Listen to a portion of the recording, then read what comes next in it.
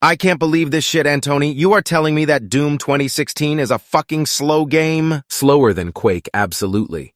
Even with the Gauss cannon jumps, it pales in comparison to the movement techniques perfected in Quake 1 multiplayer and Quake 3 Arena. Get off of Quake's dick, Antoni. You are not about to tell me that those games are better than Doom 2016 when it's clearly not on any level. I would rather turn my nuts into a pincushion while playing Doom 3 than play that boring and lifeless campaign Quake 1 has, with a multiplayer mode where the only weapon that matters is the rocket launcher. Quake 3 is the only game worth its salt in the franchise. Hey, put some respect on Quake 1 multiplayer. That shit still hits hard. And in terms of the multiplayer, it absolutely is. Doom 2016's multiplayer could have been good, but they completely ruined it with limited weapon slots and loadouts. All they had to do is copy Quake 3 Arena, since the movement was already fast, and for your information, the multiplayer speed should have been the default speed in the campaign. And don't even get me started on Snap Map, which should be called Crap Map instead. Doom 2016's movement is perfect, you Doom 3 apologist. The combat is perfectly paced where you can get immersed in the action. It fixes all of the problems of Doom 3 and rejects its shit gameplay while bringing back the spirit of the classic Doom experience. Something Doom 3 should have done in the first place. We've already been through this. Classic Doom is not as fast as people remember it to be.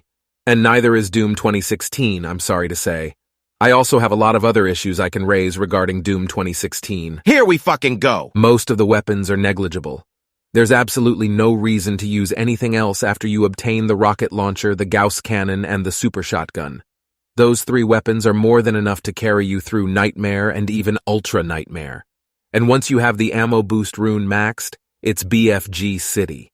Most of the game forces you through cutscenes you can never skip. Hell levels that could have been given way more detail. Even the Inferno episode looked better, to be honest. Get the fuck out of here, Antoni. You can beat the game however you want. If you want to limit your experience to just 3 weapons, then that's not my fault. It's the only number you understand. Doom 2016 is the best example of a power trip FPS experience, reinventing one of the most iconic FPS protagonists of all time, and making him even more badass. So badass he has to cover his entire body in plot armor, when the original Doomslayer did it with a basic as fuck combat uniform and still kicked ass. Also, his chainsaw was so badass that it didn't even need fuel. Why does a futuristic chainsaw need fuel anyway, Adam? Can you answer that for me? That chainsaw is fucking useless, and you know it. Using it against one lone pinky doesn't make it an S-tier weapon whatsoever, and a fueled chainsaw can kill even the biggest enemies like the Baron or a Mancubi. You didn't answer my question, Adam. Why does it fucking matter, Adam? It's a mechanic to prevent overuse of the weapon, same way as how ammo is applied in almost every FPS game in existence. You are in the minority if you think Doom 2016 is a bad game, Antoni, especially when it's beloved by so many. And also look at what it's done for the shooter genre, taking us out of the dark days of Halo and Call of Duty ripoffs. Because of Doom 2016, we finally have a market for old-school FPS gaming. Yeah, sure, I guess it did revitalize interest in the old-school scene. Doom 2016 isn't a bad game, Adam. I'm just disappointed that they rejected the original vision for Doom 4. That abomination was going nowhere for a reason. It looked like a worse version of Rage, giving us a nameless fighter instead of the Doom guy. How can you have a Doom game without the OG protagonist of all protagonists? Granddaddy BJ says hi, by the way. ID Software made the right choice on scraping that bullshit they call Doom 4. Modern graphics and fast-paced gameplay is what I want and what I expect from a Doom game. Nothing more. I've seen indie projects that implement old-school gameplay better than 2016.